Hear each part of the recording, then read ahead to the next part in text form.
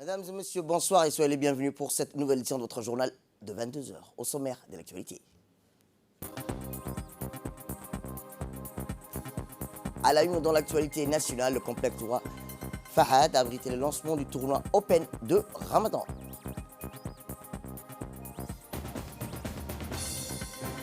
Et dans l'actualité internationale continentale, en Afrique du Sud, plus de 60 morts dans des inondations.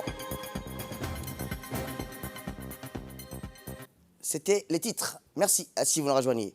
Eh bien, je vous dis dans le titre, le complexe du sportif du roi Fahad s'est joui aux deux rencontres de volleyball et de basketball dans le cadre du lancement du tournoi Open du Ramadan, organisé sous l'égide du secrétariat d'État chargé du sport. Les compétitions qui durent fin de ce mois ont rassemblé une vingtaine d'équipes par discipline dans un cadre festif et fraternel. Pour le lancement dans la discipline basketball, l'équipe du quartier de Hoden a infligé une correction à celle de 6K 53-12. Eh bien, la garde républicaine, quant à elle, a réalisé une belle affaire en volleyball en venant à bout de l'équipe des cités Cheikh Ousmane par 2-0. Outre le secrétaire d'État chargé du sport, M. Hassan Mohamed Kalimin, la soirée a vu la participation de la secrétaire générale du secrétariat d'État au sport, Mme Khadija Ibrahim Idriss, ainsi que plusieurs hauts responsables et membres du secrétariat d'État chargé du sport. Le public n'a pas été en reste lui non plus et a répondu présent tout au long des rencontres.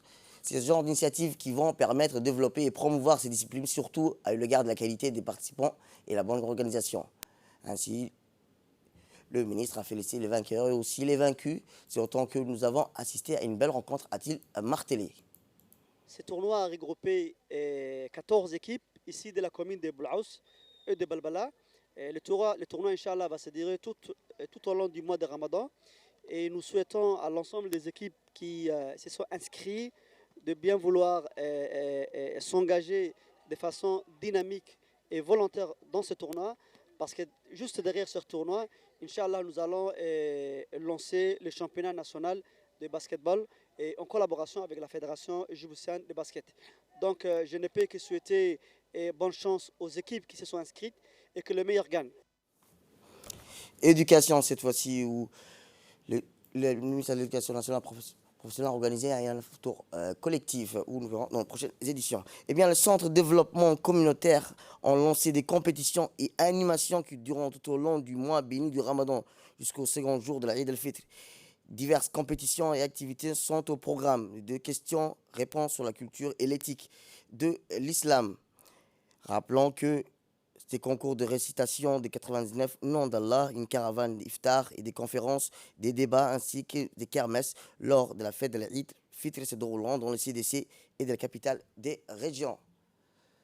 Questions-réponses sur la culture et l'éthique de l'islam ainsi qu'à la fête de l'Eid. Le CDC de Hadjidia qui a été donné hier soir le coup d'envoi de ce large programme de sensibilisation et animation concocté en partenariat avec l'UNICEF. Au cours de la soirée, 4 CDC ont été amenés à s'affronter. Il s'agit là notamment du CDC de carte 4, carte 3, Angela et Hajdidi. Des jeunes adhérents au moins de 18 ans représentant leur CDC sont venus pour défendre les couleurs de leur centre en compagnie des conseils communautaires, des directeurs des CDC. Après délibération du jury, les deux CDC qualifiés par cette première phase éliminatoire sont les CDC de carte 4 et celui de Hajdidi.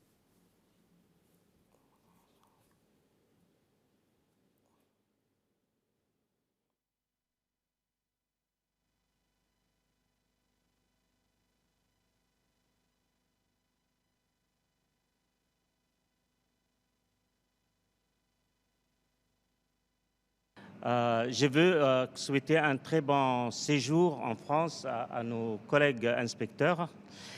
Ils partiront, Inch'Allah, en bonne santé. Ils partent en bonne santé. Ils reviendront aussi en bonne santé. Donc vraiment, c'est fantastique qu'on séjourne justement à la veille de leur départ, qu'on soit réunis. Donc je remercie tous les collègues qui sont là et vraiment, c'était une bonne occasion en ce mois béni. Je voudrais juste leur dire qu'ils ont notre bénédiction. Le plus important, c'est que vous et vos familles soyez protégés par Allah pendant que vous n'êtes pas là, vous et vos enfants. Moi, c'est ça qui est le plus important, que vous reveniez en bonne santé auprès de vos familles et que vous soyez, on a été heureux en formation, que vous soyez aussi heureux que nous. Je sais que vous êtes compétents, mais surtout, je pense à Allah, la famille, les enfants, et on pensera beaucoup à eux, on sera près d'eux pendant votre absence. C'est ça aussi la tradition musulmane. Madame Mouna est quelqu'un qui est très prévenante. Eh bien, c'est comme vous le voyez, c'était un futur collectif qui a été organisé en l'honneur des principaux inspecteurs et conseillers pédagogiques parmi les anciens et les nouveaux, qui étaient ces rituels.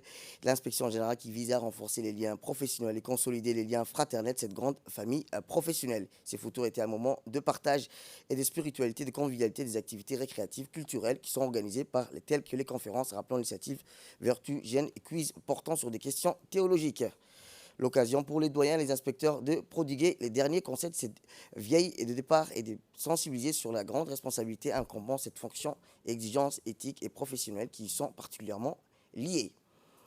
Autre actualité nationale, comme je vous le disais, les centres de développement communautaire ont lancé des compétitions et animations qui dureront tout au long du mois béni du Ramadan jusqu'au second jour de la Eid al-Fitr. C'est au CDC de Haji Didier qui a été donné hier soir le coup d'envoi de ce large programme de sensibilisation et animation concocté en partenariat avec l'UNICEF. Au cours de la soirée, les CDC ont été amenés à s'affronter. Il s'agit là notamment des CDC de Carte 4, Carte 3, Anguela et Haji Didier. Des jeunes adhérents au moins de 18 ans représentant ces CDC sont devenus pour défendre leurs couleurs de leur centre en compagnie des conseils communautaires et des directeurs des CDC. Après délibération du jury, les deux CDC qualifiés par cette première phase éliminatoire sont les CDC de Carte 4 et celui de Haji Didier. Des conférences et débats ont été organisés ainsi que des kermesses lors de la fête de l'Eid qui se dérouleront dans les CDC et dans les capitales ainsi que dans les régions de l'intérieur. Direction le sud où le préfet de la région Moussa Adel Migueni a tenu hier au siège conseil régional d'Ali Sébi une cérémonie sobre de passation de services mais riche en couleurs entre l'équipe sortant, les élus locaux et celles élus nouveaux issus des dernières régionales et communales qui étaient du 11 mars dernier.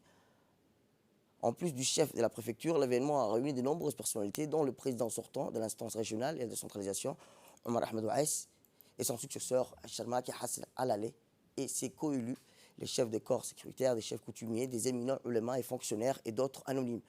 L'investiture de la prise de pouvoir de la nouvelle équipe d'élus locaux entériné un film retraçant le parcours de cette institution de la décentralisation depuis sa création et la réalisation sociale de l'équipe sortante a été proposé à l'assistance. Une belle manière d'inspirer la nouvelle équipe fraîchement et officiellement mise en exercice peu après l'élection du nouveau président de cette instance régionale de décentralisation qui a procédé à la main levée par l'ensemble des nouveaux élus régionaux à l'unanimité. Ils ont voté en faveur de leur tête de liste de la personne, M. Sharmaki Hassan Alaleh, qui est devenu ainsi le nouveau président du conseil régional d'Ali Sébi. Puis son vice-président a été désigné en la personne de M. Nouh Saïd Geldon, qui composeront tous les bureaux exécutifs de l'institution. Quelques instants après, le nouveau président a été installé dans son bureau au sein de l'institution par le préfet en présence de son prédécesseur, entouré de hauts membres de son bureau exécutif. Cette cérémonie de passation de pouvoir entre l'ancien élu régional et le nouveau s'est terminée dans une photo de famille prise à l'entrée de ce bureau, siège de l'instance régionale d'Ali Sébi.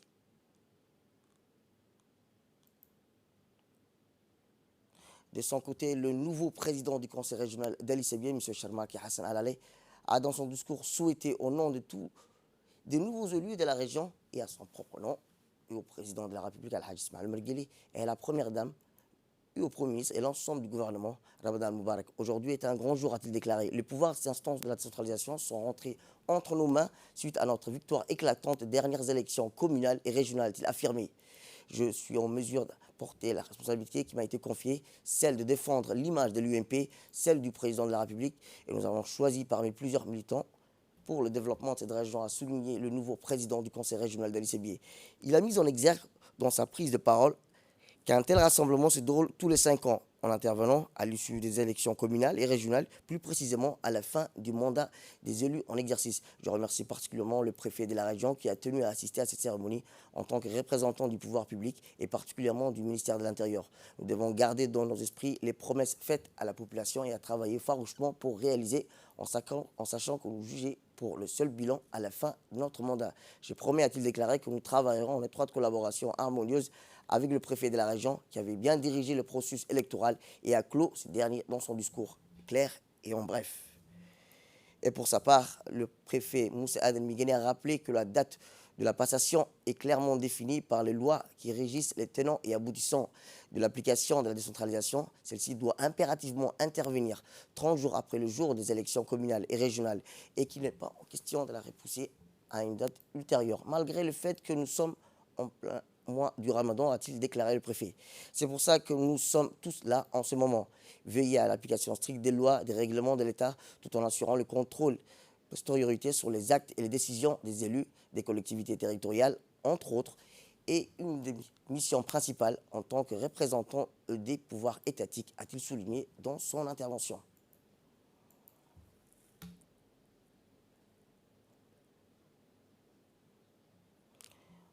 Direction le Nord, où elle aussi, les membres du conseil régional de Tadjoura ont proclamé élu à la suite des élections régionales du 11 mars, se sont réunis en salle de réunion du conseil sur la convocation qui leur a été adressée par le président sortant Omar Hussein, sous la présidence du préfet adjoint Habib Djilani qui a présidé la séance. Omar Hussein a été élu président du conseil régional de Tadjoura à la majorité 18 voix par l'ensemble, après avoir remercié l'ensemble de la confiance qui lui a été renouvelée. M. Omar Hussein, élu président, qui a procédé à l'élection du bureau dont le résultat a été relevé comme suit. Au poste de vice-président, c'est Abdourad Omar qui a été désigné, et au poste de premier secrétaire, c'est Mme Aïcha Abdouradir, et au poste de deuxième secrétaire, Idriss Ambassa.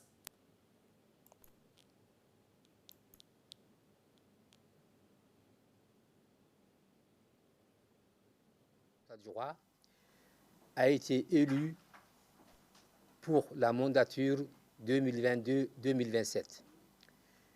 Les membres des conseillers sont au nombre de 18, dont 5 membres du bureau, à savoir le président, le vice-président, le premier secrétaire, deuxième secrétaire et le questeur. Votre confiance me permettra encore une fois de plus de travailler et de faire de notre mieux pour que cette région avance et pour que la population qui nous a fait confiance aussi puisse être satisfaite du rôle des élus que nous sommes. Les élus sont de différentes localités et chaque élu doit aussi s'investir et rendre compte de sa localité en particulier et de la région en général. La décentralisation prônée par le président de la République, son Excellence Ismaël Omar Guelleh, avance de mieux en mieux. Nous avons actuellement les moyens financiers, le personnel nécessaire pour travailler. Et aujourd'hui, je peux dire que le conseil régional du Tadjoura, au niveau capacité humaine et au niveau financier, et bien que la tâche qui nous attend demande encore beaucoup d'argent. Je vous remercie de m'avoir fait confiance à la majorité des 8 élus. Je vais tâcher et de ne pas décevoir la population. Je vous remercie tous. Eh bien, voici les propos du préfet par intérim, Habib Djilani. Suite à l'élection régionale et communale qui s'est déroulée le 11 mars dernier sur l'ensemble du territoire national, à l'instar des autres régions et de la capitale, les élections régionales du 11 mars dernier se sont déroulées dans le calme et la sérénité sur l'ensemble des 56 bureaux de vote qui composent la région de Tadjoura. Aujourd'hui, nous allons procéder à l'installation officielle des élus pour les 5 prochaines années à venir. Comme nous savons tous, votre mission consiste à agir pour les collectivités territoriales pour servir les citoyens. On reste toujours dans le nord, où à l'instar des autres régions de l'intérieur, la région de Boka a procédé aujourd'hui à l'installation des élus issus des dernières élections communales et régionales. Conformément au texte en vigueur, le premier assemblée de ce nouveau mandat fut présidé par le préfet de la région, M. Abdelmalik Mohamed Banoïta, rappelant que pour cette mandature, le nombre des élus locaux est passé de 9 à 11 membres, Après le mot de bienvenue, le préfet a tenu à rappeler les différentes étapes de la séance, à savoir l'élection du vice-président, du président, et par la suite, le président élu désigner les 2 secrétaires et le questeur, ainsi que les élus ont félicité main levée le président sortant, M. Mohamed Ismail, et le vice-président sortant, M. Ahmed Ali Mohamed. Par la suite, le nouveau président fraîchement élu a été désigné comme 2 secrétaires, respectivement Mme Fatouma Mohamed Yassine et M. Abdelkader Mohamed. Et comme le questeur, la confiance a été renouvelée à Mme Aïcha. Dans sa brève intervention, le préfet de la région a félicité la nouvelle équipe à la tête de la collectivité territoriale de Wok. Quant au nouveau président, M. Mohamed Ismail a remercié les membres pour la confiance accordée. Enfin, il a procédé à l'installation dans leurs fonctions de nouveaux membres du bureau.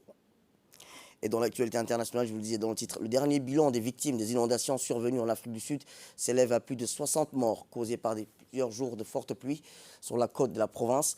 Dans l'est du pays, ces inondations ont endommagé plus de 2000 maisons et près de 4000 logements informels des quartiers déshérités des banlieues de Durban. Le président Cyril Ramaphosa, qui a regretté un bilan tragique, se rendra sur place la veille. Les opérations de sauvetage se sont poursuivies toute la journée dans le district d'Ilombe et dans la ville de Durban, notamment où est situé l'un des principaux ports africains ouverts sur l'océan Indien. L'armée a également été mobilisée pour apporter un soutien aérien pendant les évacuations d'habitants et écoulés emprisonnés plusieurs heures par la montée des eaux. Et dans la page sport, pour clore l'actualité internationale, au terme d'un match époustouflant, le Real de Madrid s'incline à domicile devant Chelsea, mais se qualifie pour les demi-finales. Karim Benzema a inscrit le but de la qualification en prolongation. Les champions d'Europe en titre, emmenés par son équipe N'Golo Kanté, eux, se verront être disqualifiés. C'est la fin de cette édition. Merci à vous de nous avoir suivis. Restez avec nous pour la suite de nos programmes à téléviser.